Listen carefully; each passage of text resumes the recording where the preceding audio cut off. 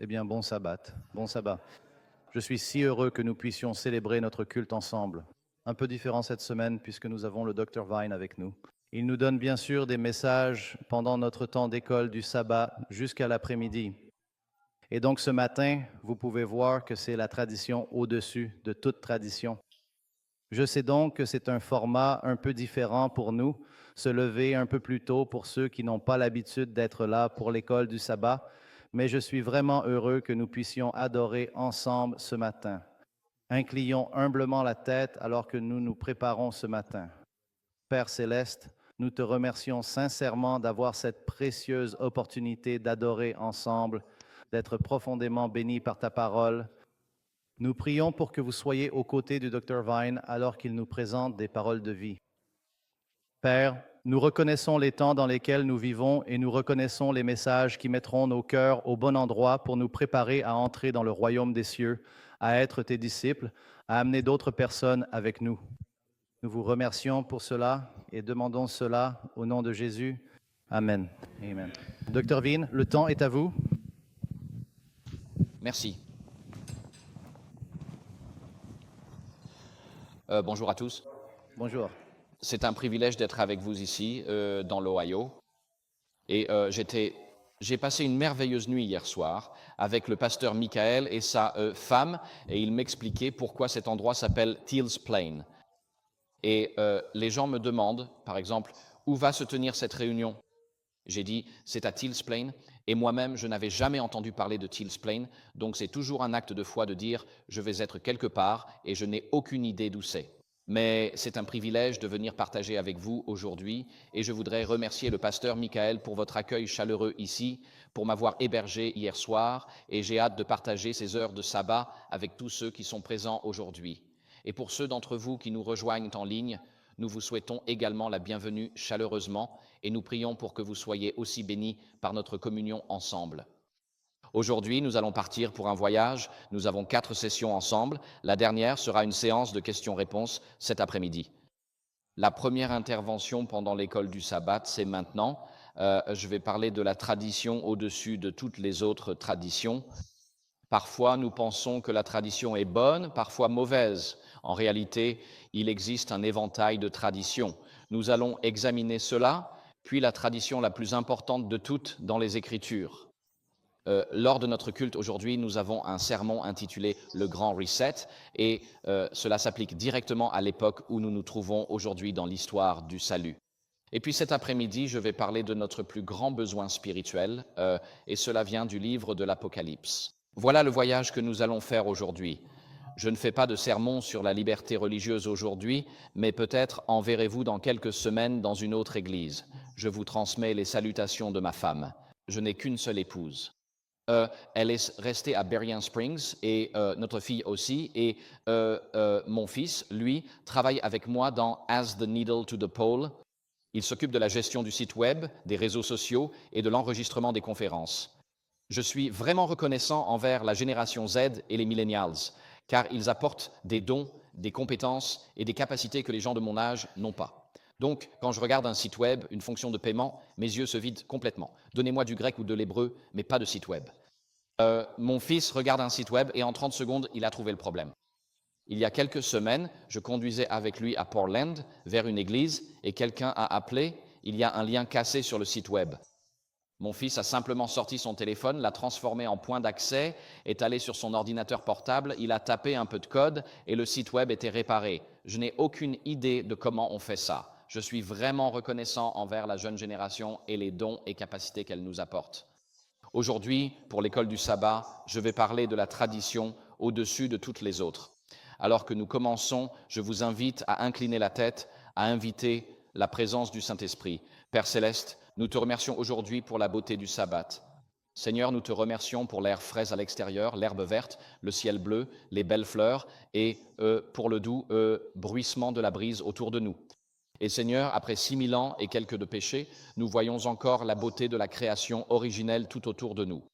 Et Seigneur, nous te remercions parce que tu es un Dieu de beauté et tu te révèles à nous. Seigneur, alors que nous partageons ces moments ensemble, je te demande humblement de parler à travers moi et pour moi. Je te demande, bon, Seigneur, que ce que je partage élève Jésus, que chacun de nous se rapproche de Jésus par une foi plus profonde, une obéissance plus fidèle et un témoignage plus lumineux pour lui. Je te remercie, Père, d'avoir entendu cette prière. Au nom de Jésus, je demande Amen. D'accord. Alors, est-ce que l'un d'entre vous a des souvenirs de son enfance, des choses que vous pourriez considérer comme des traditions précieuses quand vous étiez enfant? Est-ce que l'un d'entre vous a des souvenirs comme ça? Oui, ouais, je vois quelques mains se lever. D'accord. Alors, est-ce que quelqu'un sait quelle grande tradition américaine cela représente? D'accord. Black Friday, d'accord, voilà. Il y a le Black Friday et une grande tradition américaine. En fait, j'adore Thanksgiving. Je pense que Thanksgiving, l'attitude de ralentir et d'être reconnaissant envers Dieu pour toutes les bénédictions dont nous bénéficions, est un des jours les plus merveilleux de toute l'année. Et donc j'aime Thanksgiving. Et le Black Friday, pour moi, c'est une journée où je traîne à la maison, rattrape les corvées et termine la liste de choses à faire que ma femme m'a donnée avant que le dimanche n'arrive. Quelle grande tradition américaine cela représente-t-elle? Le 4 juillet, pardon? Le 4 juillet, oui, voilà, c'est le 4 juillet.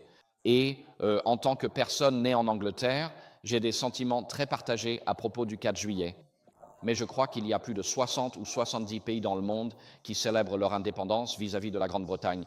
Donc s'il y a un point commun à toutes ces célébrations, c'est bien les Britanniques. Mais le 4 juillet, j'apprécie vraiment maintenant le 4 juillet parce que je reconnais la valeur des protections offertes par la Constitution américaine. Et je pense que la Déclaration des droits, la Déclaration d'indépendance et la Constitution sont parmi les documents de gouvernance humaine les plus incroyables que l'on puisse trouver sur Terre. Je parlais avec un pasteur l'autre jour. Il vit dans un autre pays. C'est un citoyen américain et il veut lancer un ministère de prédication en ligne. Il vit dans une partie de l'Europe où il y a des lois très strictes contre les discours de haine. Je lui ai dit, écoute, je sais que tu aimes vivre là où tu es. Je lui ai dit, le pays qui offre actuellement le plus de protection aux prédicateurs, c'est les États-Unis d'Amérique, sans aucun doute. Parce que si je prêchais les sermons que je fais en Irlande, Grande-Bretagne ou au Canada, je pourrais être arrêté pour infraction aux lois sur les discours de haine. Mais ce que nous prêchons en Amérique est protégé par le premier amendement. Donc, si tu veux être prédicateur et aller sur Internet, tu dois être basé en Amérique. Et je suis reconnaissant que l'Amérique représente la liberté de conscience et d'expression. Est-ce que quelqu'un sait quelle grande tradition américaine cela représente ? Des idées, des indices? C'est le 15 avril, le jour des impôts. D'accord? Voilà, c'est ça. C'est le jour des impôts, le 15 avril. Et vous savez, beaucoup d'hommes vont peut-être oublier leur anniversaire de mariage, mais on ne peut pas oublier le jour des impôts. C'est le seul anniversaire qu'on ne peut pas oublier en ce moment. En Grande-Bretagne, ici en Amérique, nous avons le Memorial Day. Et en Grande-Bretagne, nous avons le dimanche du souvenir, comme on l'appelle, et c'est le dimanche le plus proche de l'armistice, comme certains l'appellent. Lorsque la Première Guerre mondiale a pris fin, ils ont signé l'armistice et les armes se sont tues à la 11e heure du 11e jour du 11e mois en 1918. Chaque année, le gouvernement, la famille royale, les représentants des forces armées et la population se rassemblent à ce mémorial pour rendre hommage aux près de 20 millions de personnes mortes pendant la Première Guerre mondiale, de tous les côtés. C'était un conflit incroyable. C'est la tradition que nous avons en Angleterre. Et pour honorer cela, les gens en Angleterre portent des coquelicots rouges sur leur veste en novembre, car les coquelicots couvraient les champs de Flandre dans le nord de la France, où de jeunes hommes sont morts. Voici une autre tradition d'Angleterre. L'un d'entre vous a-t-il déjà vu cela? Êtes-vous déjà allé voir cela? Cela se passe lors de l'anniversaire du souverain, à la mi-juin chaque année, et cela s'appelle la cérémonie du Trooping the Colour. Voici quelques-uns des soldats de la Household Division. Et ce qui se passait, c'est qu'autrefois, il y avait tellement de fumée sur le champ de bataille que les soldats se perdaient, et ils devaient absolument reconnaître le drapeau de leur régiment. Ainsi, chaque année, ils défilent avec les couleurs, et ils le font encore aujourd'hui. Ils font défiler le drapeau devant tous les soldats de leur régiment, afin qu'en bataille, ils reconnaissent leur bannière, leur drapeau régimentaire, et sachent où se rassembler. C'est ainsi qu'ils rassemblent les troupes et qu'ils organisent la cérémonie du Trooping the Colour. De nos jours, c'est une grande attraction touristique, mais c'est une vieille tradition. en grandissant en Angleterre aussi, chaque année, le jour de Noël, à 3 heures, la reine, ou maintenant le roi, prononce une allocution de 15 minutes à la nation. Et c'est à peu près le seul moment où il s'adresse à la nation, et c'est diffusé sur toutes les chaînes de télévision. Et voici la reine Élisabeth prononçant l'un de ses discours. Je vous encourage à simplement taper Queen's Speech Christmas comme 2016 ou 2017. Et la reine Élisabeth, en fait, c'était une femme profondément chrétienne. Elle donnait toujours une homélie sur un thème chrétien comme le pardon ou la réconciliation. Et en gros, elle prêchait un sermon à la nation chaque année, et ça c'est ce qu'on appelle le discours de Noël de la reine ou du roi ou de la reine. C'est la tradition que nous avons en Angleterre. En passant au monde adventiste, voici une tradition. Les haystacks, d'accord. Les haystacks, et je ne sais pas à quel point vous aimez les haystacks. Moi, je supporte les haystacks, mais bon, c'est une tradition adventiste. C'est une tradition qui existe partout dans le monde adventiste. Peu importe dans quelle partie du monde vous vous trouvez, vous trouverez des haystacks. Et donc, voici une autre tradition adventiste. Savez-vous à quoi fait précisément référence cette image? Oui, ce sont les Nations Unies. Oui, c'est exact, pasteur Michael. C'est le défilé des nations qui a lieu à la fin de la session de la conférence générale tous les 5 ans. Ils organisent un défilé des nations où tous les pays se mettent en ligne par ordre alphabétique et chaque pays a un représentant avec son drapeau et le nom de son pays. Et cela symbolise les pays où le message adventiste est parvenu. Donc, disons qu'il y a un peu plus de 200 nations dans le monde selon l'ONU et nous sommes officiellement présents dans peut-être 150 ou 160 de ces pays. Nous avons une présence non officielle dans d'autres pays. Mais si vous regardez les 18 000 groupes linguistiques dans le monde aujourd'hui, nous sommes présents dans probablement moins de 300 de ces 18 000. Donc même si nous avons une présence, disons, en Inde, l'Inde compte des milliers de groupes linguistiques où nous ne sommes pas présents. L'Évangile doit aller vers chaque nation, tribu, langue et peuple, afin que le défilé des nations célèbre les pays où nous avons atteint les gens avec le message adventiste. Mais concernant les groupes linguistiques, il nous reste beaucoup de chemin à parcourir. Enfant, c'était notre tradition familiale. Nous partions camper chaque année sur la côte sud de l'Angleterre. Mon père était pasteur, nous étions 4 enfants, c'est nous là avec nos cousins. Mon père est à droite et ma mère à gauche. Nous roulions toujours en Volkswagen Coccinelle avec les 4 enfants et toutes nos tantes entassées dedans. Je veux dire, c'était vraiment serré dans ces voitures, d'accord? C'est pour ça que maman nous nourrissait de pain complet et de beurre de cacahuètes pour nous garder délibérément petits afin qu'on puisse tenir dans la voiture pendant ces longs trajets. C'était une tradition familiale pendant notre enfance et l'une des traditions familiales les plus précieuses, c'était celle-ci. Nous allions rendre visite, petit garçon, avec mon père, il était pasteur, on l'accompagnait, il faisait des études bibliques. On restait assis dans la voiture pendant qu'il faisait du conseil familial et ce genre de choses. Quand la soirée était terminée, on remontait dans la voiture et sur le chemin du retour, papa disait « Les garçons, maman vous a préparé une belle salade verte à la maison, vous préférez ça ou vous voulez plutôt aller chercher du fish and chips ?» Étant des garçons, on choisissait l'option sanctifiée, c'est-à-dire le cabillaud pané et les frites qu'on appelle French fries, et on les noyait dans le sel et le vinaigre. Et mon père avait toujours une boîte de lait concentré sucré Nestlé dans la voiture et il faisait 2 trous dedans avec un tournevis. On se la passait, mon père, puis mon frère jumeau et moi-même, et on prenait chacun une gorgée à tour de rôle. Donc, tu essayais d'aspirer autant que tu pouvais, puis tu passais au suivant. D'accord. Donc, ce sont des exemples de traditions relativement innocentes. Donc, toutes les traditions ne sont pas mauvaises. Certaines sont utiles, car surtout quand on grandit, on vit un peu sa vie de point fort en point fort. On passe des anniversaires à Noël, à Thanksgiving, au 4 juillet, et ces traditions créent comme un squelette dans lequel on vit sa vie. Donc, toutes les traditions ne sont pas mauvaises. Et en tant que protestants, quand nous disons que notre foi est basée uniquement sur la parole de Dieu et non sur la tradition, nous ne parlons pas de ce genre de tradition. Donc, toutes les traditions ne sont pas mauvaises. Chaque dimanche, nous allions faire de la voile avec mon père. Nous commencions dans de petits bateaux avec des voiles rouges appelés mirrors. Ils font 11 pieds de long. Puis, nous sommes passés aux Enterprise avec des voiles bleues. Ils faisaient environ 13 pieds. Ensuite, nous sommes passés aux Wayfarers. Certains ont traversé l'Atlantique avec ces bateaux. Ils font presque 16 pieds de long. Ce sont de très beaux yachts. Donc nous allions faire de la voile avec mon père quand nous étions enfants régulièrement, et nous avons vécu tellement d'aventures en faisant cela que ma mère passait ses dimanches à prier pour que ces garçons rentrent vivants à la maison, parce que nous avons eu toutes sortes d'aventures sur la Manche ou dans la mer du Nord. Très bien, nous avons examiné quelques traditions innocentes jusque-là, mais prenons maintenant une tournure plus spirituelle, abordons un aspect plus spirituel. Nous allons examiner les débats juifs autour des traditions des hommes. Nous allons voir certaines des traditions futiles des hommes.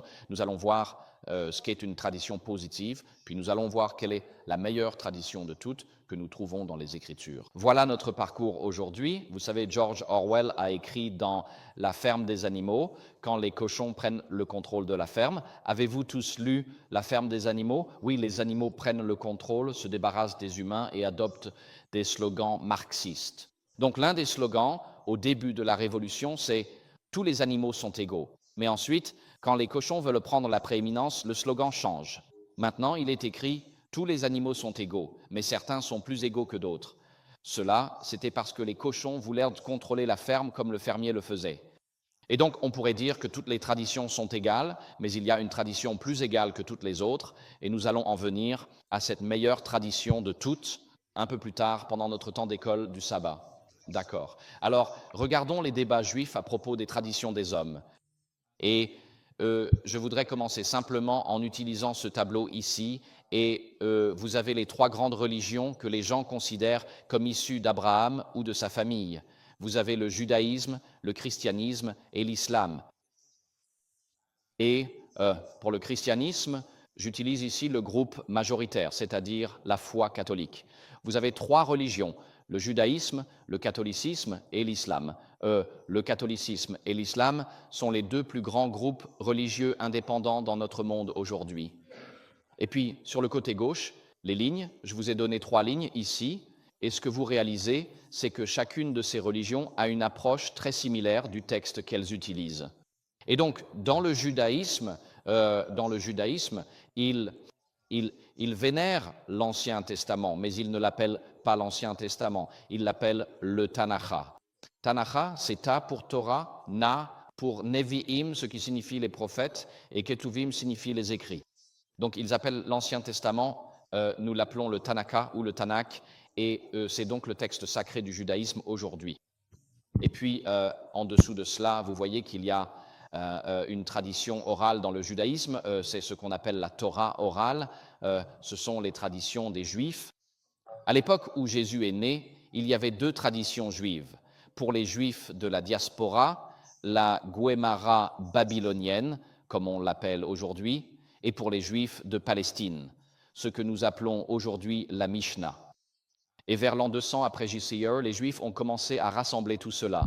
Le résumé de la foi juive se trouve en bas. Donc, lorsque vous ajoutez le Tanakh, l'Ancien Testament, à la Guémara babylonienne et à la Mishnah, c'est-à-dire les traditions orales des Juifs, vous obtenez le produit final appelé le Talmud.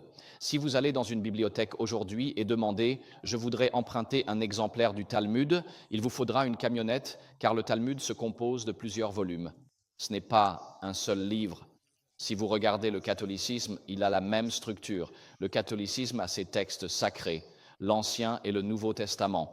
J'ai mis à l'écran l'apocryphe, car officiellement, dans le catholicisme, l'apocryphe n'est pas une source de doctrine, mais en réalité, il l'est. Dans 4 Maccabées, vous avez le concept de prier les saints défunts, et c'est de là qu'il tire cette idée du 4e livre des Maccabées dans l'apocryphe. Ensuite, il y a les traditions orales de l'Église catholique, donc nous avons plusieurs sources pour celles-ci, les bulles papales, les encycliques papales et les décrets des conciles de l'Église, comme le concile de Trente qui a lancé la contre-réforme. Vatican II est aussi une source de tradition faisant autorité dans l'Église aujourd'hui. Et lorsque vous ajoutez la Bible aux traditions de l'Église, aux conciles de l'Église, ainsi qu'aux bulles et encycliques papales, lorsque vous fusionnez tout cela, vous obtenez ce que l'on appelle le droit canon, et c'est la loi de l'Église. Et puis, dans l'islam, le texte sacré fondamental, tel qu'il le considère, est le Coran, et les traditions orales que nous appelons, par exemple, les hadiths. Les hadiths sont les paroles du prophète de l'islam. Et les hadiths sont rassemblés dans des livres. Et certains de ces livres sont appelés al-sahih, ce qui signifie qu'ils sont fiables. C'est un peu la référence absolue. Il y a environ 5 de ces livres.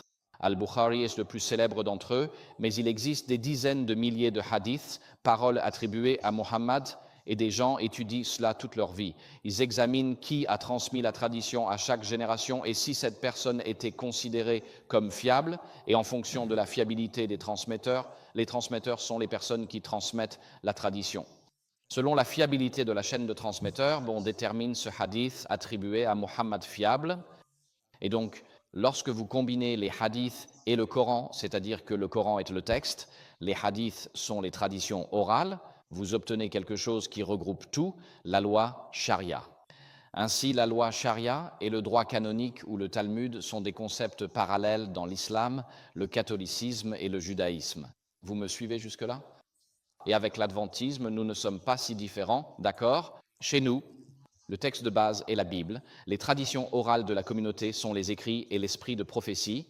Et quand vous combinez tout cela, vous obtenez le manuel d'église, d'accord? Donc, nous ne sommes pas si différents. Dans cette structure, vous avez un texte sacré, des traditions orales considérées comme inspirées, puis vous fusionnez tout cela dans un document qui sert à organiser le fonctionnement, ce qu'on appelle le manuel d'église, le Talmud, la charia ou le droit canonique. Donc, dans toutes ces religions, ce que j'essaie de dire ici, c'est que dans le judaïsme, dans le catholicisme et dans l'islam, les traditions orales sont vraiment importantes. On ne peut pas avoir l'islam sunnite moderne sans les hadiths du prophète de l'islam, Mohammed.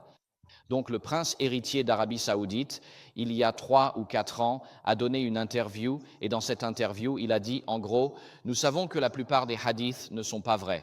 Et l'intervieweur a failli faire une crise cardiaque. Je veux dire, littéralement, il était terrifié par ce qu'il entendait.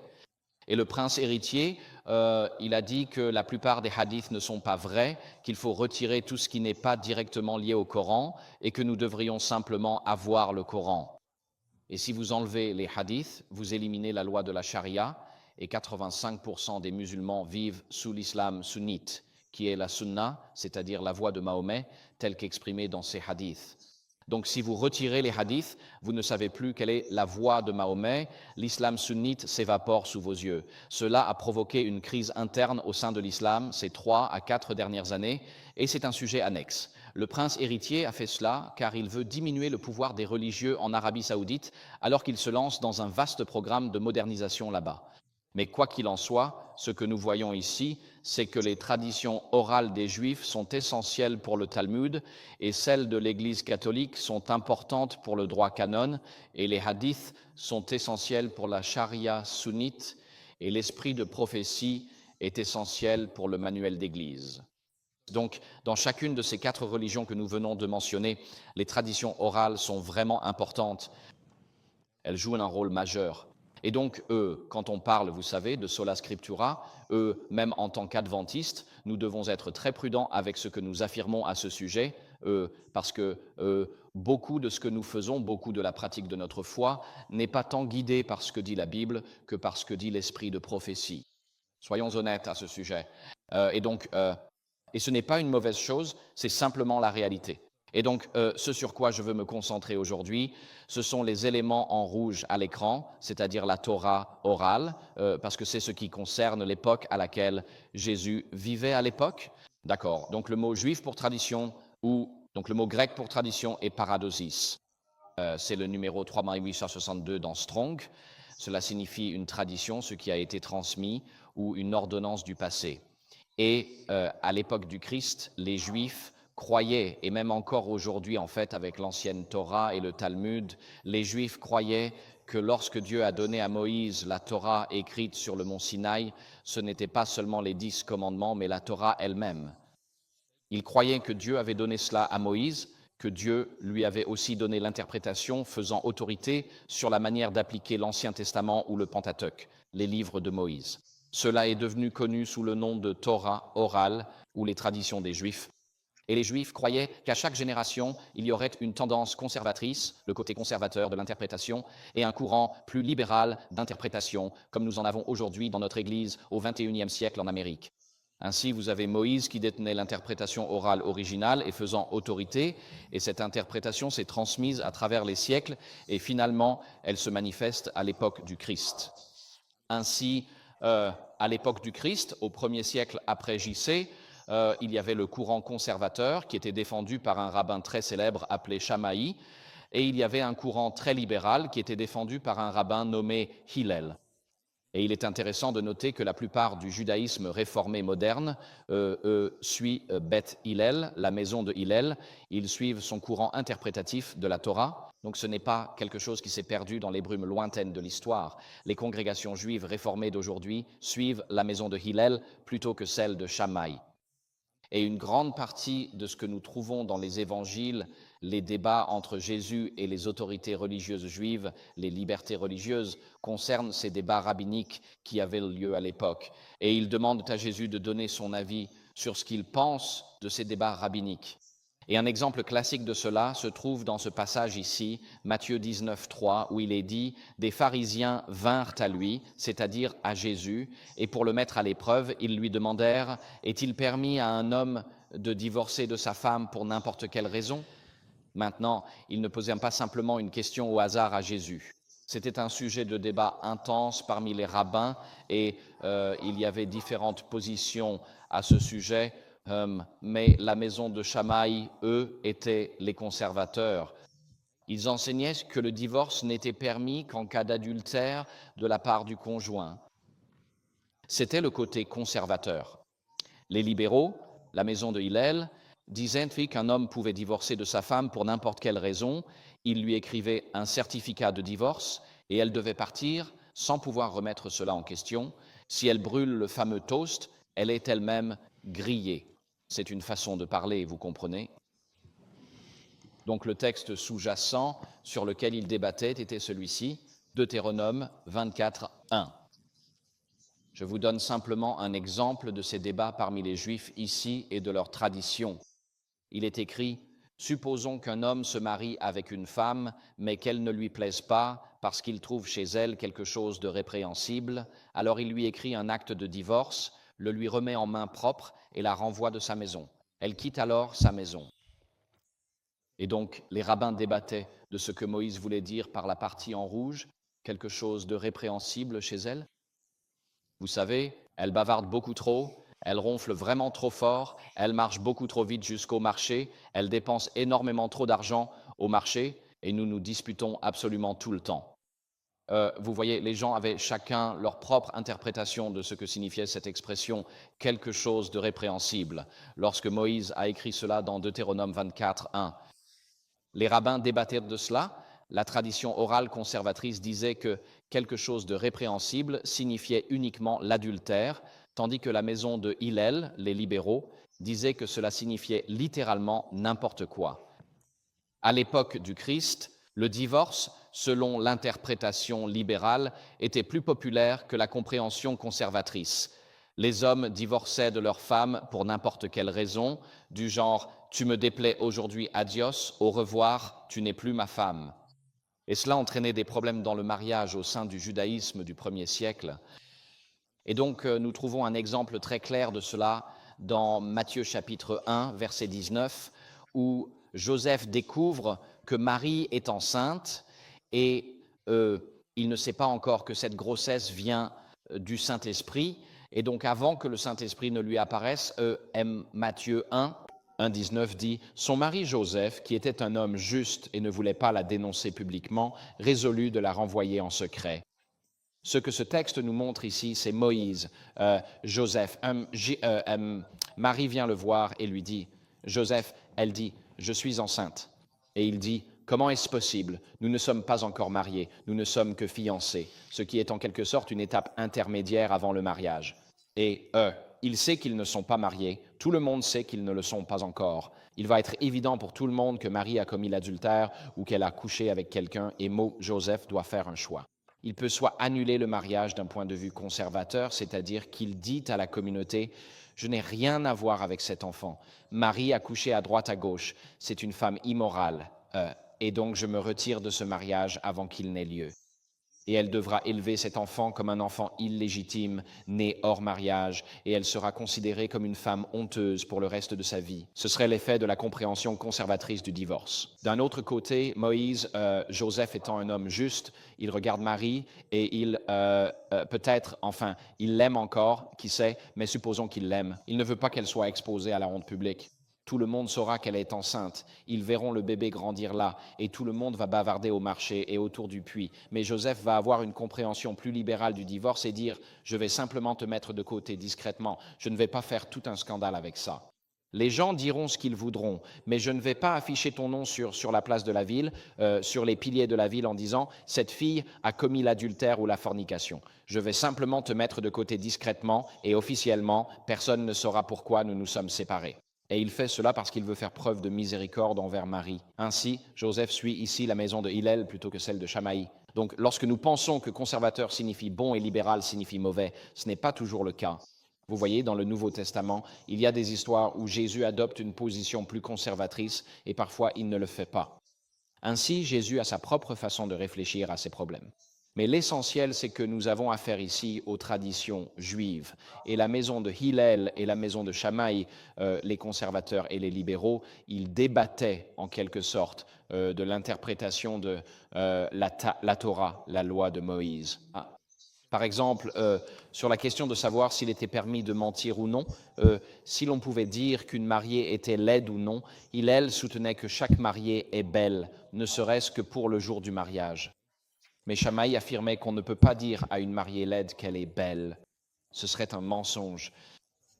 Et donc, ils avaient ces discussions, aller-retour. Et dans ce cas précis, ici, dans Matthieu 19, Jésus a soutenu la vision conservatrice du mariage, même si la vision libérale du mariage était la plus répandue à son époque. Et le chapitre 5 de Matthieu et le sermon sur la montagne est une exposition de la Torah, de la loi de Moïse. Et donc, ce qui est intéressant à propos de la loi du sermon sur la montagne, c'est que si vous lisez le Talmud aujourd'hui, où il y a plusieurs volumes dans le Talmud, il y a des traités sur la pureté et la façon de respecter le sabbat, sur le mariage, et ainsi de suite. Vous allez dans n'importe lequel de ces traités et il y a une question, par exemple, est-il permis d'allumer une bougie pendant les heures du sabbat? Et ensuite, vous avez une longue discussion. Rabbi Ben Yosef dit non parce que c'est du travail.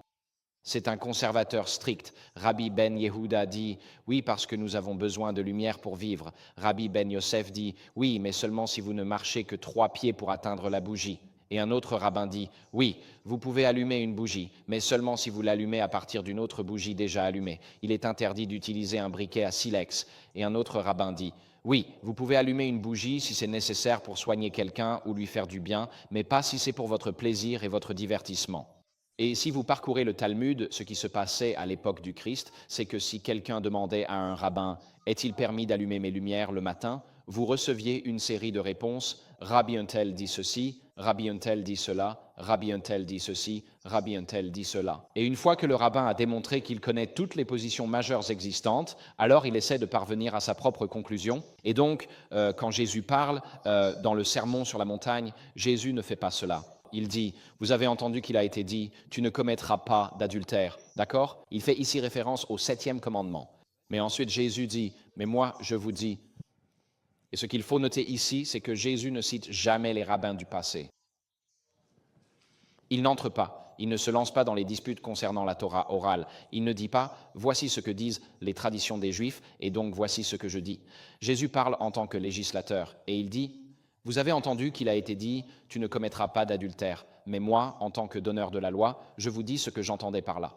Jésus ne s'aventure pas dans les traditions des Juifs. Ainsi, voici quelques-uns des débats qui avaient lieu à l'époque du Christ. Examinons donc certaines des traditions futiles des hommes que nous trouvons dans le Nouveau Testament. Un bon exemple se trouve dans Marc 7, 8.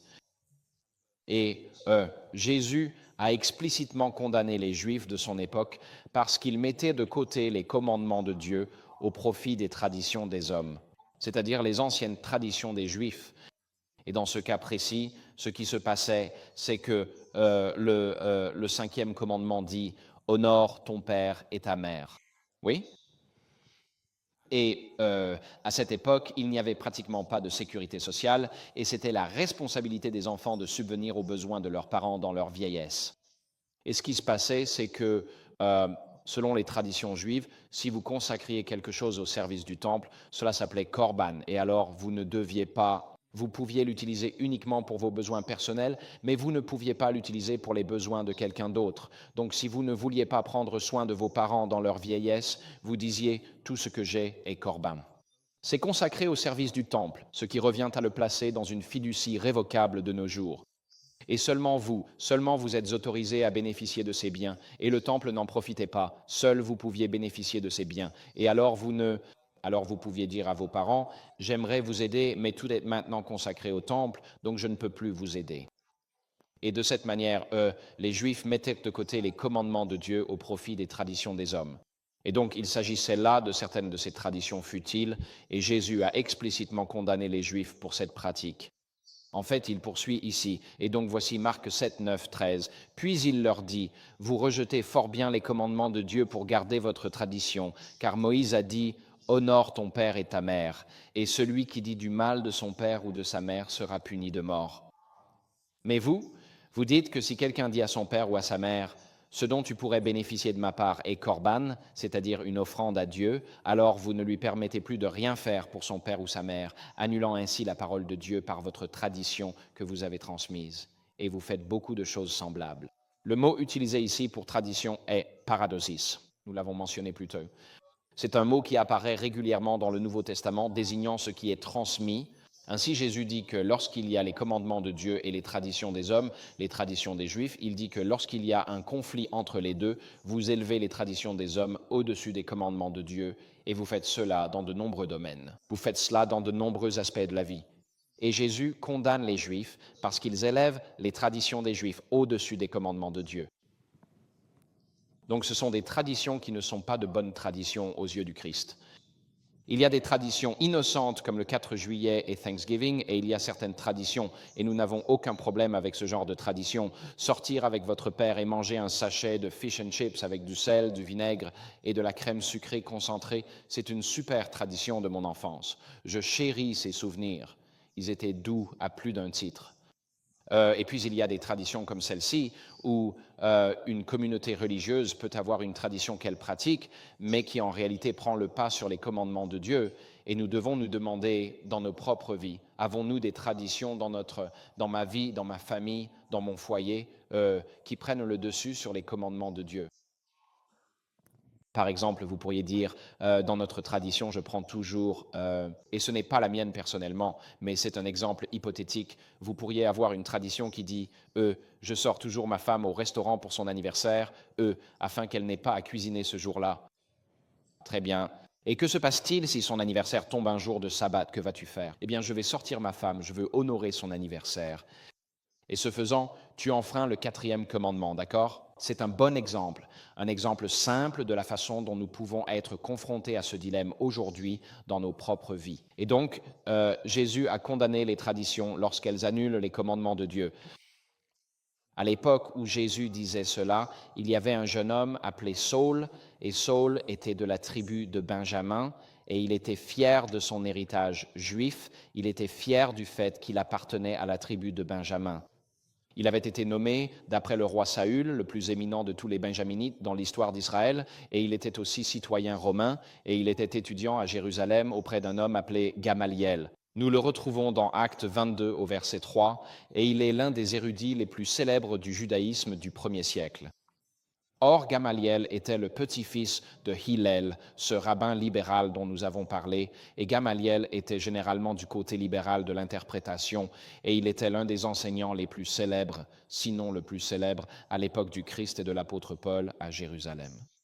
Et Paul était l'un de ses élèves, mais comme cela arrive souvent, même si Gamaliel était du côté libéral, son élève, Paul, en tant que jeune homme, n'était pas du côté libéral lorsqu'il s'agissait de l'interprétation des traditions juives. Il n'était pas seulement du côté conservateur, il était du côté zélé pour les culs, pour les traditions. Il était prêt à tuer pour ses traditions. Il n'était pas simplement du genre vivre et laisser vivre, il n'était pas dans la lignée de Hillel ou de Gamaliel, même s'il avait étudié avec Gamaliel. En réalité, il était un archi-conservateur et il était prêt à tuer pour ses traditions juives. Donc même si Paul a progressé plus que beaucoup d'autres dans le judaïsme de son époque, c'est ce qu'il dit ici. Il dit lorsque ceci est sa description autobiographique de sa vie dans Galates 1 et la première moitié de Galates 2. Paul dit ceci: vous avez sans doute entendu parler de ma vie antérieure dans le judaïsme. Je persécutais violemment l'Église de Dieu et j'essayais de la détruire. J'ai progressé dans le judaïsme plus que beaucoup de jeunes gens, moi, parmi mon propre peuple du même âge. Pourquoi ? Parce que j'étais bien plus zélé pour les traditions de mes ancêtres. Et ce mot « tradition » est paradosis. C'est ce que Jésus venait de condamner dans Marc 7, à savoir que vous élevez les traditions des hommes au-dessus des commandements de Dieu. Quand il utilise le mot « zélé », il y avait un parti politique en Palestine à cette époque. Ils étaient connus sous le nom de zélotes, et les zélotes, tellement opposés à la domination romaine qu'ils portaient ces poignards sculptés, et ils s'approchaient des collaborateurs, des collecteurs d'impôts comme Matthieu Lévy, et ils glissaient la lame entre les côtes pour les tuer dans la rue. Il y avait beaucoup de ce genre de choses à l'époque. Et donc, quand Paul dit qu'il était zélé pour les traditions de ses ancêtres, cela signifie « j'étais prêt à tuer pour ces traditions ». Ainsi, lorsque Jésus prêche que les traditions des Juifs sont placées au-dessus des commandements de Dieu et que Jésus condamne les Juifs pour cela, il y a à cette époque à Jérusalem un jeune étudiant appelé Paul qui est prêt à tuer pour ces traditions. Donc, Jésus et Paul sont aux deux extrémités du spectre sur cette question. Jésus condamne les traditions des Juifs parce qu'elles supplantent les commandements de Dieu. Paul est prêt à tuer pour ces traditions juives si vous n'êtes pas d'accord avec lui. Ainsi, Saul et Jésus étaient aux antipodes l'un de l'autre en ce qui concerne la question des traditions des ancêtres, ou comme nous les appelons aujourd'hui, les traditions des Juifs. Mais une fois que Jésus a interrompu Paul sur le chemin de Damas et que Saul ou Paul est devenu un apôtre, il a alors été pleinement capable de critiquer les idées religieuses avec lesquelles il avait grandi et évolué. Et il a pu critiquer à la lumière de l'Évangile et des révélations qu'il a reçues de Jésus, il a pu remettre en question toute son éducation au pied de Gamaliel à Jérusalem. Et c'est ainsi que Paul regarde en arrière sur tout cela. Il dit « Veillez à ce que personne ne vous prenne au piège par la philosophie et de vaines tromperies selon la tradition humaine. » C'est le mot paradigmos ici, le mot pour les traditions des Juifs, selon les éléments du monde et non selon le Christ. Et donc, lorsque Paul écrivait cela à l'église de Colosse, là-bas, dans l'est de la Méditerranée, il y avait de très, très nombreuses philosophies. Le mot philosophie, sophos, signifie sagesse. Sophia signifie sagesse. C'est la version féminine. Philéo signifie amour. C'est comme aimer son frère. Philadelphie signifie amour fraternel. Philosophie signifie l'amour de la sagesse ou la sagesse. Paul dit à l'église de Colosse, où la philosophie grecque et leurs écoles philosophiques. Il y avait le cynisme, nous avons le cynisme aujourd'hui. Ils avaient le stoïcisme, nous avons le stoïcisme aujourd'hui. Ils avaient l'épicurisme, mangeons, buvons et réjouissons-nous, car demain nous mourrons. C'est peut-être la philosophie dominante en Amérique. Mangeons, buvons et profitons du plus de plaisir possible. Fais tout ce qu'il y a sur ta liste de choses à faire avant de mourir, puis tu peux mourir. D'accord ? Et donc, Paul ne parle pas seulement, il parle ici des philosophies juives et grecques. Il dit « Veillez à ce que personne ne vous prenne au piège par la philosophie ». Ce sont les philosophies du monde grec qui ont profondément façonné l'Amérique, la Grande-Bretagne et l'Occident aujourd'hui. Nous pensons aujourd'hui selon la philosophie grecque. Quand nous disons « ce n'est pas logique », c'est parce que nous utilisons la philosophie grecque dans notre... Nous n'y pensons même pas. Nos cerveaux sont câblés ainsi en Occident. Donc, quand nous parlons de logique classique, tout A est A. D'accord, suivez-moi là-dessus. Tout A est A. Tout ce qui n'est pas A est B. Donc, C est égal à B. Parce que C n'est pas A, donc il doit être B, n'est-ce pas? Donc, tout A est A. Tout ce qui n'est pas A est B. Donc, C est égal à B. Logique classique. Nous pensons en ces termes. Quand quelqu'un parle, qu'un politicien dit quelque chose, que votre conjoint ou vos enfants vous disent quelque chose, vous dites « ça n'a pas de sens ». Ce n'est pas logique, c'est parce que nous pensons littéralement avec une mentalité philosophique grecque en Occident, et cela a eu un énorme impact sur notre foi chrétienne. Et donc Paul dit ici, veillez à ce que personne ne fasse de vous sa proie par la philosophie et par de vaines tromperies, selon la tradition des hommes et selon les principes élémentaires du monde. Ici, il fait référence à plusieurs choses dans la philosophie grecque et aussi, les Juifs avaient une angélologie complexe. Ils adoraient, ils croyaient qu'il existait des hiérarchies d'anges qui servaient d'intercesseurs entre eux et Dieu. Et ensuite, il ajoute, et non selon le Christ. Ainsi, Paul repense à sa vie antérieure et il se rend compte qu'il a été fait prisonnier par de vaines tromperies, les traditions des Juifs, tout comme beaucoup de gens de Colosse sont capturés par la philosophie vide de leur époque, et comme aujourd'hui encore en Amérique, nos enfants sont véritablement capturés par la philosophie du désespoir qui imprègne profondément la société occidentale.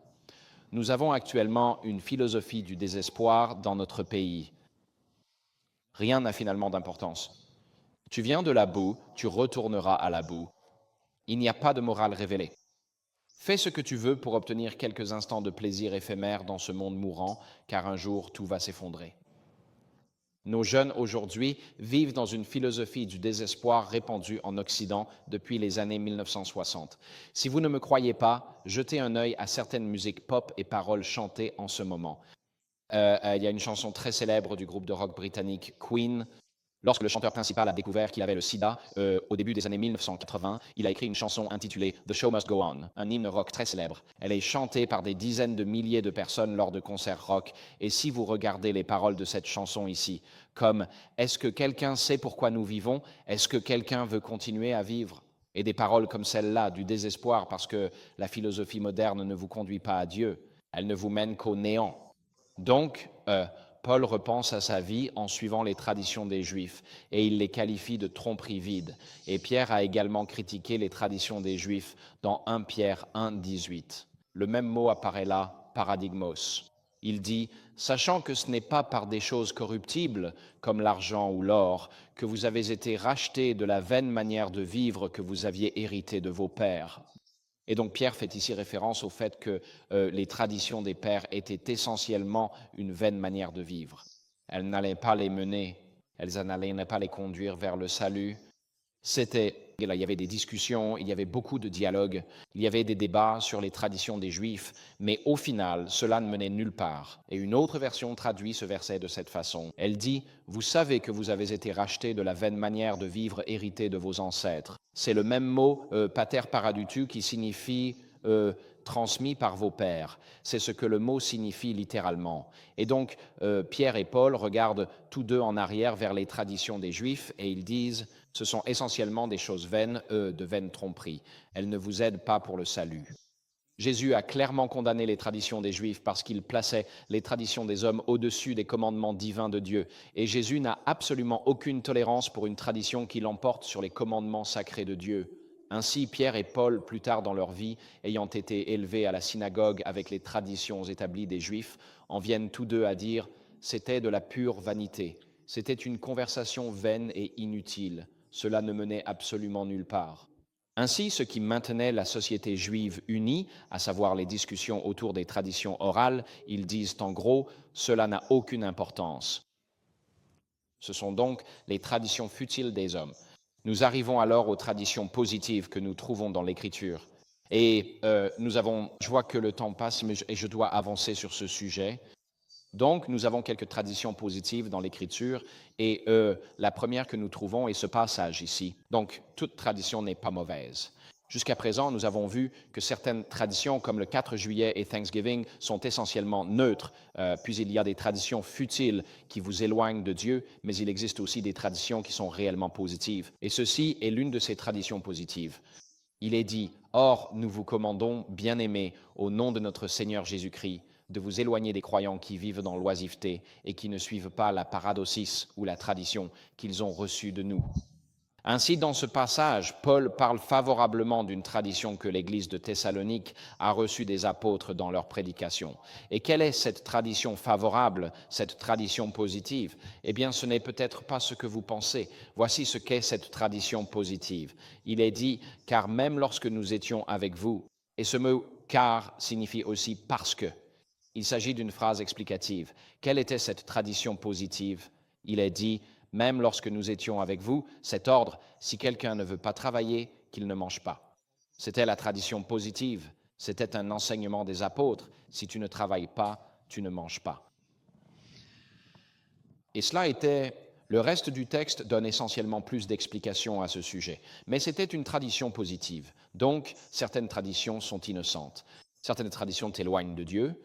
Certaines traditions supplantent les commandements de Dieu et sont condamnées par Jésus.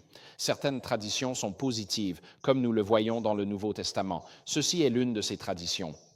Donc, nous ne pouvons pas repartir aujourd'hui en pensant que toute tradition est mauvaise. Non, certaines traditions sont bonnes. Lorsque quelque chose est transmis par les apôtres, par l'autorité apostolique, c'est une explication de la manière dont nous devons mettre en pratique les commandements de Jésus et ses instructions, alors nous devrions suivre cela. Ce sont des traditions positives, mais il doit toujours y avoir un « ainsi parle le Seigneur » derrière ce que nous faisons. On ne peut pas simplement dire « je fais cela parce que mes parents le faisaient » et eux le faisaient parce que leurs parents le faisaient. Il doit y avoir un « ainsi parle le Seigneur » derrière la manière dont nous pratiquons notre foi. Voici une autre tradition positive que nous trouvons dans le Nouveau Testament. Donc c'est Paul s'adressant à l'église de Thessalonique une fois de plus, et il dit « C'est à cette fin qu'il vous a appelé par notre proclamation de la bonne nouvelle, l'Évangile, afin que vous obteniez la gloire de notre Seigneur Jésus-Christ. Ainsi donc, frères et sœurs, tenez ferme et attachez-vous aux traditions qui vous ont été enseignées par nous, soit de vive voix, soit par notre lettre. » Et dans ce passage, Paul met en parallèle l'Évangile avec la tradition ou les traditions. Et donc, dans ce passage, nous voyons que l'Évangile, lorsqu'il est transmis de génération en génération, l'Évangile est littéralement une tradition, dans le sens où le mot « tradition » signifie ce qui a été transmis. Il y a donc l'enseignement apostolique. Ce sont des traditions que nous transmettons de génération en génération. Et une tradition vraiment bonne ou très importante qui est transmise, c'est la vérité de l'Évangile éternel. Et donc, toute tradition n'est pas mauvaise. Et donc, Paul continue ailleurs, dans 1 Corinthiens 15, 3, 5, il dit « Car je vous ai transmis comme d'une importance capitale ». Et ce mot « transmis » est la forme verbale de paradosis. Donc, c'est paradokos. Cela signifie que je vous ai transmis ou que je vous ai légué une tradition.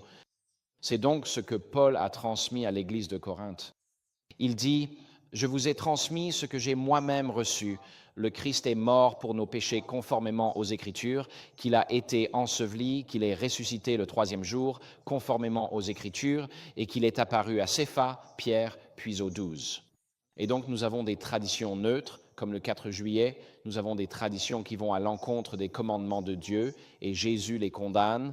Ce sont les anciennes traditions des Juifs. Il se peut que nous ayons aujourd'hui dans l'adventisme d'anciennes traditions qui vont à l'encontre des commandements de Dieu. Nous devons réfléchir à ces choses-là. Ensuite, il y a certaines traditions que les apôtres ont transmises, qui sont bonnes, comme celle selon laquelle celui qui ne travaille pas ne doit pas manger. Mais ensuite, Paul parle de la tradition de la plus haute importance. Ce que je vous ai transmis, c'est l'histoire selon laquelle le Christ est mort pour nos péchés, qu'il a été enterré, puis qu'il est ressuscité conformément aux Écritures. Et c'est la tradition de première importance que Paul veut que nous recevions, non seulement dans l'Église de Corinthe, mais dans l'Église d'aujourd'hui. Et vous remarquez sur quoi il fonde l'autorité de l'Évangile. Il dit à 2 reprises dans ce passage, selon les Écritures, car Christ est mort pour nos péchés selon les Écritures, puis il est ressuscité le troisième jour selon les Écritures. Paul fonde donc l'autorité de l'Évangile, non pas sur les traditions des Juifs, mais sur la parole de Dieu elle-même. C'est pourquoi il a une telle parole du Seigneur pour cette tradition qu'il transmet. Cette tradition, ce qu'il transmet, c'est que Christ est mort pour nos péchés, qu'il a été enseveli et qu'il est ressuscité conformément aux Écritures. Et donc, c'est la tradition de la plus haute importance que Paul a transmise. Christ crucifié, Christ ressuscité, Christ exalté, et dans 1 Corinthiens 15, Christ revenant à nouveau. Et donc, je voudrais que nous réfléchissions aujourd'hui à quelle tradition nous transmettons dans nos vies. Et la tradition de la plus haute importance, selon Paul, c'est Christ enseveli, Christ mort, Christ enseveli, Christ ressuscité et Christ exalté. Mais il y a une autre tradition qui les surpasse toutes, pardonnez-moi l'expression aujourd'hui. Il y a une tradition qui est au-dessus de toutes les autres traditions dans le Nouveau Testament, et elle se trouve dans ce verset ici. Ce n'est pas une tradition apostolique venant des apôtres, c'est en fait ce que Jésus a fait lui-même. La meilleure tradition de toutes est ici. Et vous pouvez dire, « Pasteur, qu'est-ce que vous me montrez à l'écran » Eh bien, ceci est un interlinéaire et je vous encourage pour votre prochain anniversaire ou pour Noël à vous offrir un bon interlinéaire. Et dans l'interlinéaire, vous voyez en rouge la traduction littérale mot à mot et en noir juste au-dessus des rouges, vous avez le mot grec correspondant. Et juste en dessous, en bleu, vous avez l'analyse grammaticale du mot. Est-ce un adjectif? Est-ce une préposition? Un verbe, première personne, singulier, indicatif? Donc, vous pouvez l'analyser si cela vous intéresse. Et au-dessus, vous avez encore d'autres informations, les numéros de la concordance de Strong. Maintenant, un interlinéaire vous aide à aller au cœur du sujet. Donc, lorsque vous examinez un verset, disons votre verset préféré de la Bible, regardez-le dans un interlinéaire. Cela vous donnera beaucoup plus de profondeur sur ce mot. Avoir un interlinéaire, si vous ne lisez pas le grec du Nouveau Testament, c'est comme regarder un film en noir et blanc, en anglais, puis voir le même film en magnifique Technicolor. C'est à ce moment-là que vous commencez à comprendre le grec qui l'accompagne. C'est la même histoire, mais maintenant, il y a beaucoup plus de nuances et de subtilité de sens. Donc, je vous encourage à vous procurer un interlinéaire. Ils ne sont pas très chers. Ils sont disponibles en ligne gratuitement. J'utilise un interlinéaire pour chaque préparation de sermon, c'est très utile. Et je veux que vous remarquiez la dernière ligne. Il est écrit sur la deuxième ligne que ce que maintenant je vis dans la chair, ou la vie que je vis maintenant dans la chair par la foi, je vis cette vie du Fils de Dieu qui, la version anglaise dit généralement, qui m'a aimé et s'est livré lui-même pour moi. Et là, en grec, c'est celui qui m'a aimé et s'est livré pour moi. Et ce mot, s'est livré, paradontos, est un participe passé du verbe paradosis. C'est le nom, ici c'est le verbe, et donc c'est la tradition au-dessus de toutes les autres traditions. C'est le même mot, paradosis, ce qui a été transmis. Et ce que ce verset nous dit clairement, c'est que Jésus m'aime profondément, et parce que Jésus m'aime d'un amour si grand, il s'est entièrement livré pour moi. Il s'est livré pour moi et pour toi. C'est la chose la plus importante qui ait jamais été transmise. Jésus a été livré par les soldats à Caïphe et à Anne, comme le rapporte le livre de Jean au chapitre 18. Jésus a été livré, c'est le même verbe, du grand prêtre à Pilate pour être jugé. Et Pilate savait que c'était par envie qu'il l'avait livré. Et puis Pilate a livré Jésus à Hérode, et Hérode l'a renvoyé à Jésus, et Hérode à Pilate. Hérode a renvoyé Jésus à Pilate, et Pilate a livré Jésus pour être flagellé. Puis quand il revient et qu'il se moque de Jésus, il dit « Exe homo », voici l'homme. Puis Pilate livre Jésus pour être crucifié.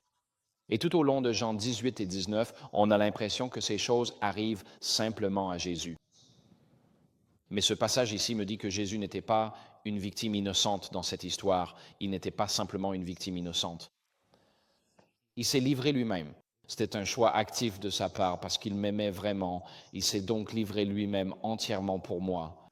Il n'a pas simplement été emporté par des événements qui le dépassaient. Il a choisi d'être livré afin que je ne sois pas livré.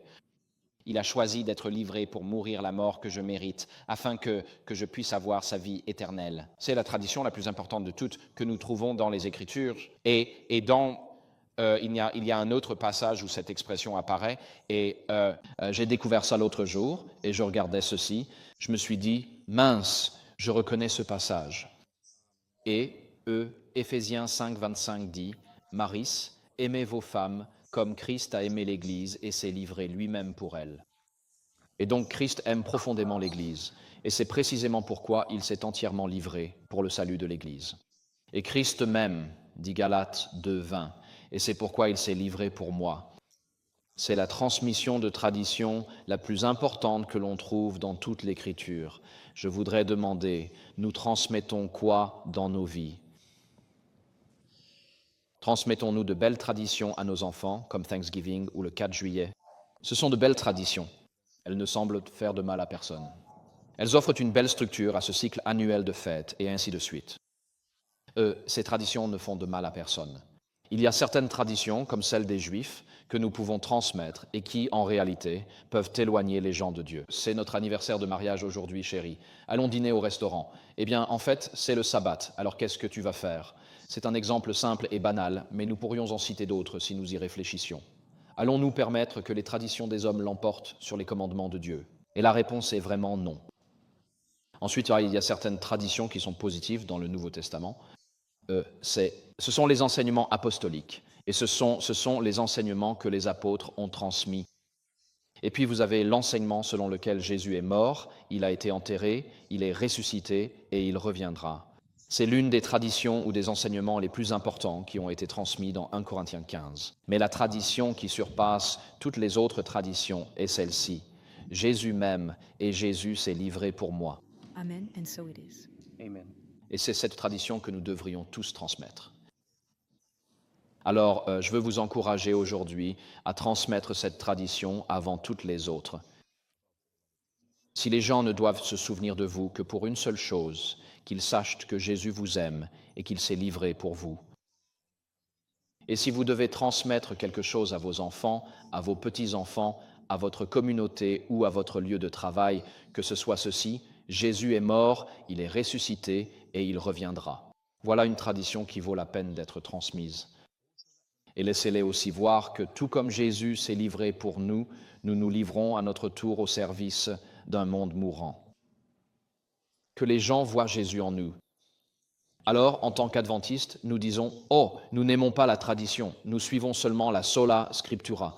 Nous comprenons d'où cela vient, du conflit entre les traditions de l'Église catholique médiévale et les Écritures. Mais toutes les traditions ne sont pas mauvaises, et il y en a une qui mérite d'être transmise à tout le monde. J'ai un jour posé une question à un pasteur. Il a passé 40 ans à étudier la doctrine de l'expiation, c'est-à-dire ce qui s'est passé au calvaire, parce qu'il existe plusieurs théories. Et si vous demandez à un théologien différent, vous obtiendrez une réponse différente. Je lui ai demandé, après 40 ans d'études, quelle est votre conclusion sur la question ? Il dit, Conrad, tout se résume à ça. Il dit, Jésus m'aime, je le sais, car la Sainte Bible me le dit clairement. Amen. C'est le cœur du problème.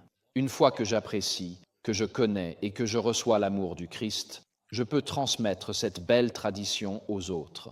La bonne nouvelle que Jésus m'aime, s'est livré pour moi et pour vous, est mort, est ressuscité et reviendra. Pas seulement pour moi, mais pour toi. Amen. Que les gens voient cette tradition dans nos vies à partir d'aujourd'hui. Baissons la tête pour un moment de prière. Père Céleste, nous te remercions parce que Jésus nous aime et s'est livré pour nous. Nous te remercions, Père, parce que Jésus n'a pas seulement parlé, mais il a aussi agi. Nous te remercions, Père, parce qu'il ne nous a pas laissés comme une planète en rébellion, une poussière dans cet univers, pour aller se concentrer sur les mondes non déchus.